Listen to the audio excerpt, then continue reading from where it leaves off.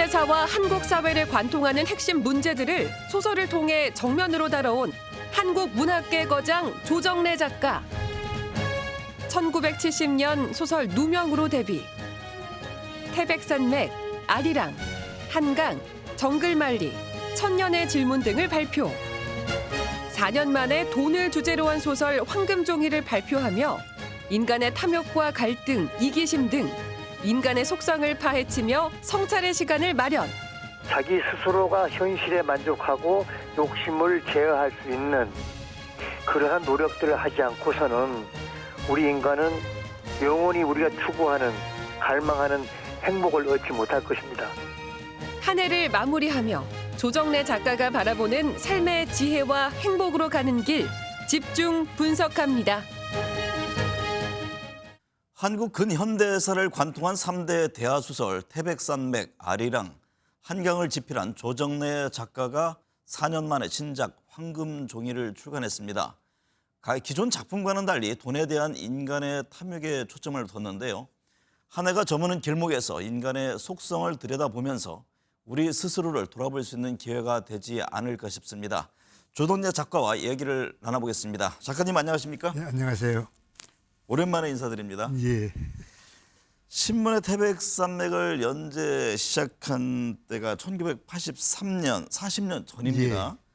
태백산맥, 아리랑, 한강 이 세 작품을 두고 우리 민족사는 태백산맥을, 아리랑을 부르며 넘어가다 보면 한강으로 흘러간다 이렇게 표현하잖아요. 예.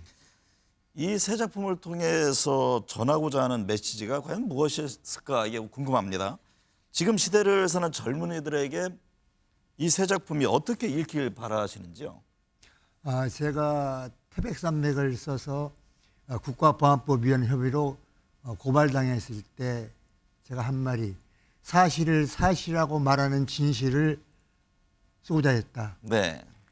지금 젊은 세대들에게는 신화적인 시대일 수 있습니다.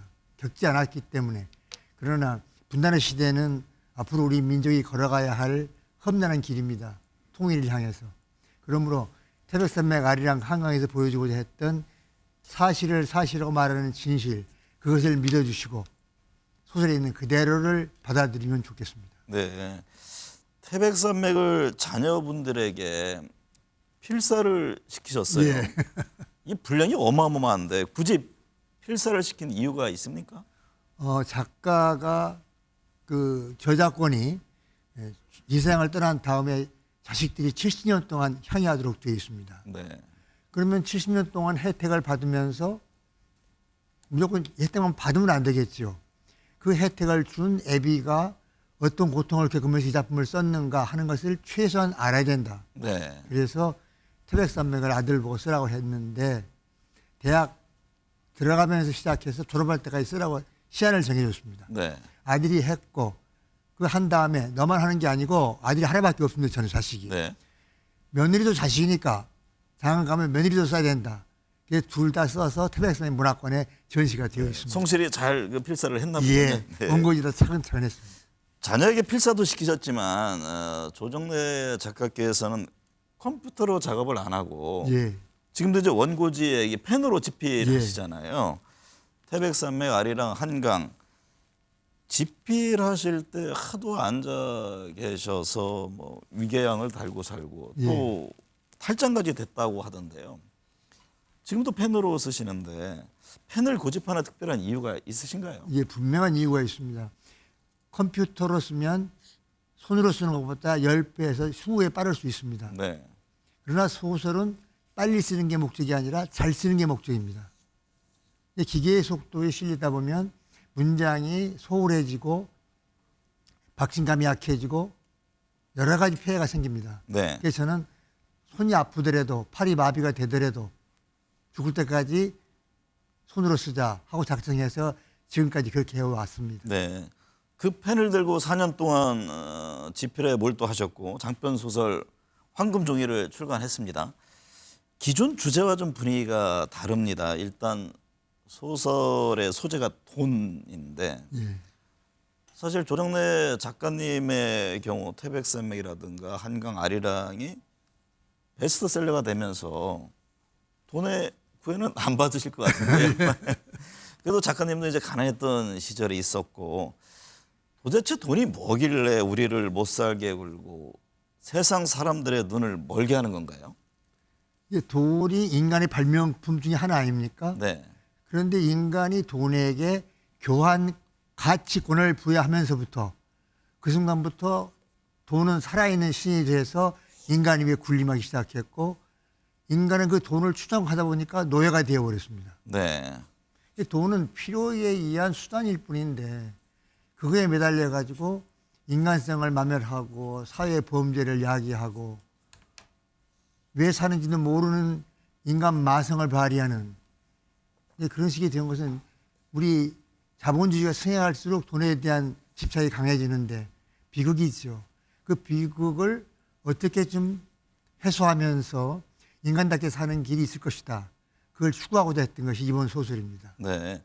작가님 말씀대로 이제 돈은 살아있는 신, 또 인간에게 군림하는 그런 세대가 세상이 됐는데, 사실 인간사 비극의 상당수가 돈 때문에 생기지 않습니까? 예. 그럼 황금종이를 통해서 특별히 어떤 메시지를 전하고 싶은 게 있으셨던 거죠? 모든 소설은 작가가 하고자 하는 이야기가 주제로 들어있지요. 네. 저는 두 가지를 생각했습니다. 우리 인간들이 돈에 휘둘리면서 얼마나 추악한 모습으로 전락해 가는가 하는 것을 각양각색의 모양을 보여주고 싶었고 그것을 극복해서 사람답게 사는 길은 자족, 스스로 만족하는 것. 인생에 제가 생각하기에 가장 불행하고 불쌍한 것은 자기 삶 속에서 자기 만족을 느끼지 못한 사람이 네. 가장 불행합니다. 항상 남의 인생만 바라보면서 자기와 남을 비교하는 것. 가장 어리석은 것이거든요. 두 번째 어리석은 것은 지나가 버려서 다시 그리칠 수 없는 뒤집을 수 없는 일들을 두고 남을 원망하고 후회하는 것. 네. 이 두 가지 어리석음인데 그것을 극복하는 방법으로 두 주인공을 내세워서 자족을 느끼면서 자중자애하고 욕심을 줄이는 길. 네. 그것이 참다운 인간의 길이다 하는 것을 말하고 싶었습니다. 네. 방금 이제 주인공 말씀하셨는데 황금종이 등장 인물을 보니까 운동권 출신들이 있습니다. 예. 돈 문제를 해결하는 인권 변호사 이태하가 있고 예. 또 한때 열혈 민주화 운동 투사였던 또 모든 걸 그만두고 또 농사 짓는 예. 한지섭이 등장하는데요. 굳이 운동권 출신으로 설정한 이유가 있으신지요? 제가 운동권에 거는 기대가 굉장히 컸습니다. 네. 왜냐하면은 박정희로부터 비롯돼서 연결된 군부 독재 30년을 혁파해서 종식시키고 이 땅에 민주주의를 건설한 그 혁혁한 공은 우리 역사 속에 영원히 지워지지 않을 공적입니다.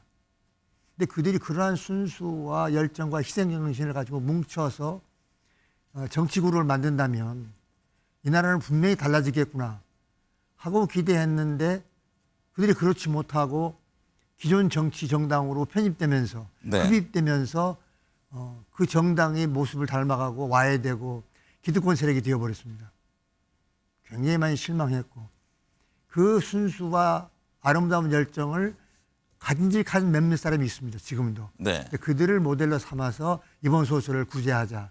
대중들에게 소설적 문학적 구제를 한번 해보자 해서 운동권의 모습을 그리면서 그것이 우리에게 영원히 필요한 교훈이고 가치다 하는 걸 말하고 싶었습니다. 사실 태백산맥은 당시 운동권 출신들이 옥살이 등을 할 때 예. 필독서였습니다. 뭐 아마 작가님께서 편지 쓴 분들도 많이 있을 것으로 보여지는데 그런 분위기 속에서 조정래 작가께서도 말씀하신 대로 어느 정도 이제 정치적 기대를 했을 법한데 지금은 이른바 386 정치인들 쇄신 물갈이 대상으로 지목되기도 합니다. 예. 386 정치인들의 움직임 어떻게 보고 계세요? 현실 정치에서 그들은 실패했다고 저는 생각합니다. 네. 새로운 가치를 정립해서 이 나라가 가지고 있는 많은 문제들을 해결했어야 되는데 못한 채로 지금까지 흘러왔고 그러면서 세월이 흘러서 그들도 자연스럽게 나이 먹어서 물러가야 할 나이가 왔습니다. 그러니까 그들을 도태로 시킨다 하는 건 말이 안 되고 업적이 없는 채로 자연스럽게 물려주고 후배들에게 그 자리를 내줘야 하는 이런 자연순환의 법칙 속에 들어와 있습니다. 네. 그러므로 뒤따라가는 후배들이 정치를 만약에 이어받는다면 그들이 못한 것이 무엇인지 그들에게 주어진 역사 임무가 무엇인지를 다시 깨달아서 이 나라의 발전을 위해서 다시 한번 재정비 강화해야 할 것입니다. 네. 아주 냉혹한 평가시네요. 실패했고 물러가야 할 때다. 그렇게 보신 어떤 특별한 배경은 있으신지요? 그러니까 어제 핀 꽃은 오늘 지고 오늘 핀 꽃은 내일 지는 것이 자연의 순리입니다. 네. 세월 앞에 장사 없는 것이고 세월 따라 늙어갑니다. 네. 저도 나이 80 넘어서 이제 언제 죽을지 모르는 나이고 죽음을 준비합니다. 정치인들도 65세 넘으면 자연스럽게 물러가면서 40대들에게 50대들에게 자리를 물려줘야 합니다. 네. 그 양부정신이 없이는 또 독재가 됩니다. 386세대도 거기에 와 있으니까 이루지 못한 아쉬움이 있더라도 후배들에게 그걸 잘 알려주고 반성하면서 순조롭게 아름다운 모습으로 물러가는 것이 도리일 겁니다. 네. 총선이 코앞입니다. 요즘 정치 돌아가는 거 보면 참 속이 답답하실 것 같은데요.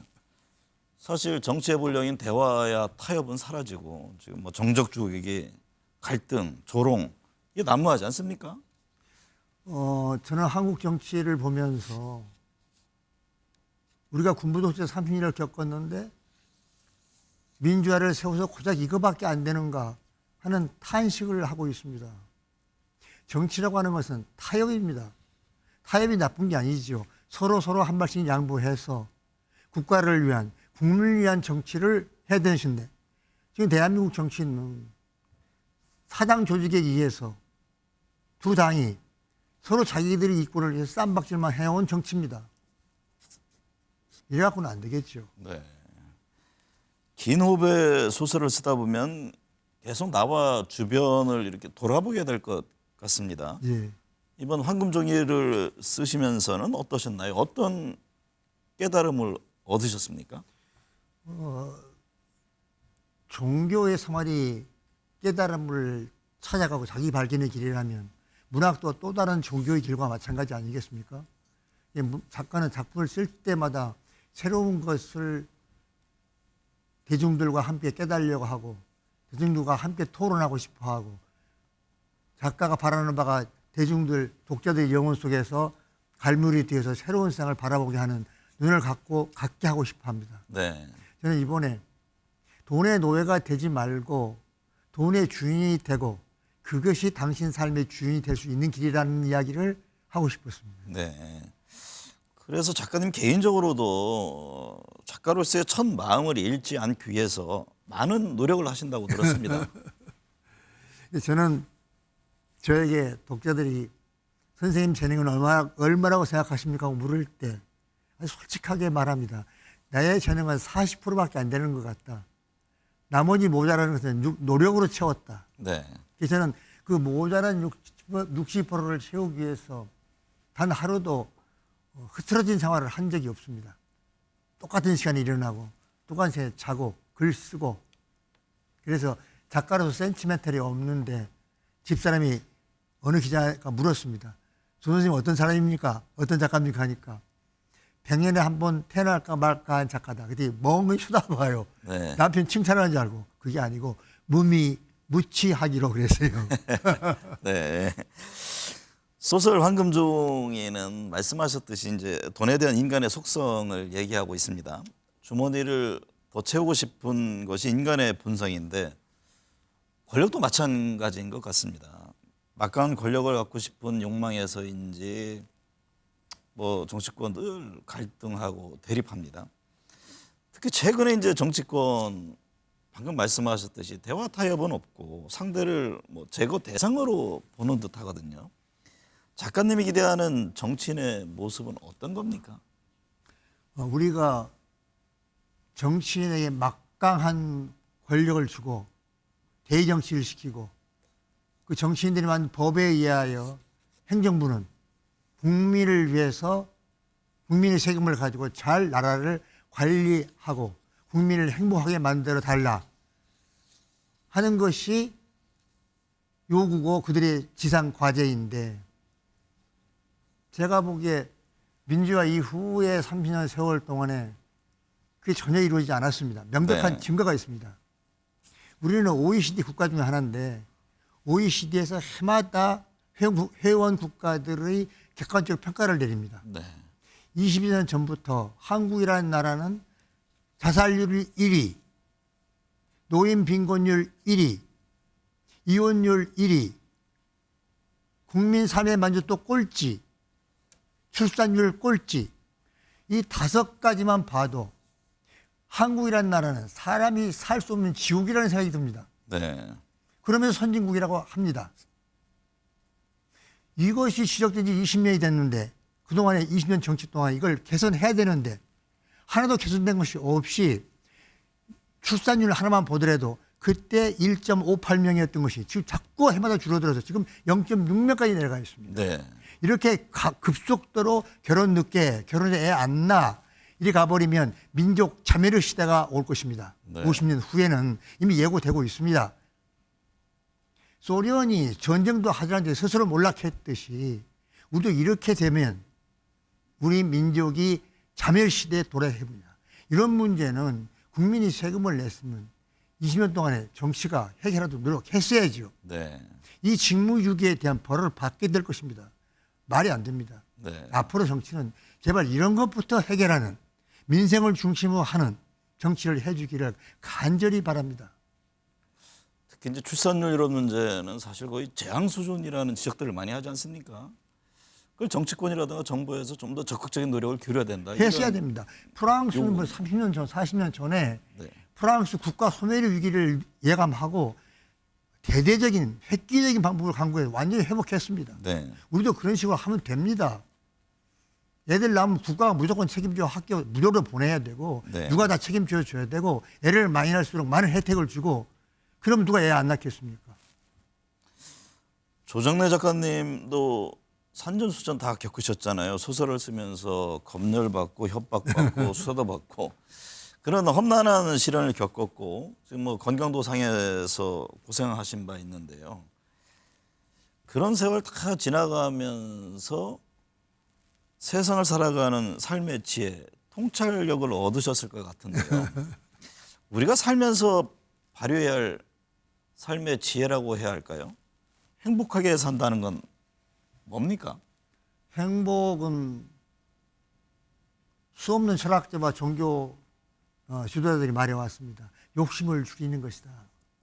그 욕심을 줄이기가 정말 어렵죠. 인간의 욕망의 동물입니다. 욕망은 끝없는 목적을 가지고 달려가는 것인데 그렇더라도 자기가 할 수 있는 일, 가장 하고 싶은 일을 하면서 거기에서 의미와 조금은 보람을 찾는 자기 성찰의 시간을 갖는 것, 그것이 행복을 찾는 길이고 그리고 우리를 추동하는 힘은 희망입니다.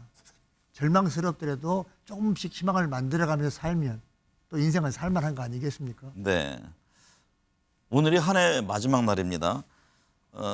조정래 작가님을 보면은 하루하루 허투루 보내고 사셔오지 않으셨을 것 같아요. 올 한 해를 돌아보면 작가님께는 어떤 한 해였습니까? 저는 황금종이 1, 2권을 2권을 책을 썼고 책을 내자마자 바로 베스트셀러 1위 올라가서 아주 의미 있고 알차게 보낸 한 해였습니다. 등단 60주년을 준비 중이라고 들었는데요. 어떤 계획을 갖고 계신지요? 지금 이제 우리 영혼에 대한 문제, 자기 발견 구도에 대한 문제를 주제로 해서 소설을 쓰면서 60주년 기념을 하고 싶고 그 기념식과 함께 자연스럽게 은퇴식을 겸하고자 합니다. 소설 준비를 시작했습니다. 은퇴식이라면 더 이상 글을 안 쓰시는 건 아니죠? 소설은 이제 그만 쓸 것 같고 네. 그 다음에는 이제 우리 역사 속에서 지금 할 수 없는 이야기를 약 5권 분량으로 써서 손자들에게 주면서 유서를 쓸 겁니다. 이 글들은 통일된 다음에 발표하라. 네. 네 때 통일이 안 되면 네 아들 때, 제 증손자 때 발표하라. 그렇게 유서를 써놓고 죽을라. 통일 이후에 그러면 남북 한민족을 극히 상대로 한 예민한 건가요? 이야기들이 들어있기 때문에 네. 통일되기 전에는 발표할 수 없는 것들이죠. 네. 그러나 국민이 알아야 되는 우리 역사의 뒤안기 되어 있는 중요한 일들을 쓸 겁니다. 네. 새해 더욱 건강하시고요. 다음 작품 더 많은 기대를 하겠습니다. 네. 오늘 함께해 주셔서 감사합니다. 네, 감사합니다.